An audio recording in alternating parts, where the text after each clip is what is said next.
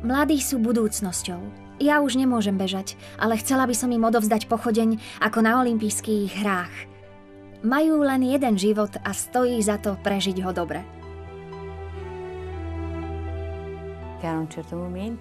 Chiara mi v jednej chvíli dala znamenie prstom, aby som podišla bližšie.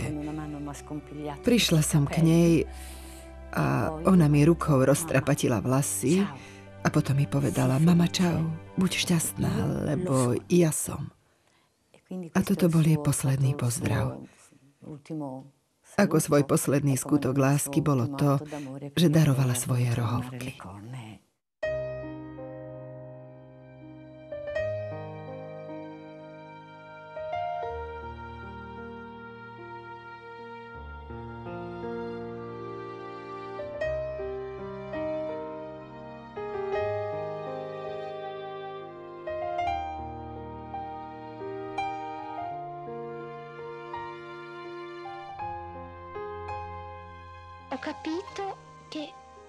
Pochopila som, že ak by naša duša bola stále v tomto postoji, pripravená na všetko, kto vie, koľko znamení by nám Boh poslal. Pochopila som, že Boh okolo nás stále prechádza a my si to ani neuvedomujeme. Lúčim sa s vami, hoci by som vám chcela povedať veľa iných vecí. Stretneme sa na budúce.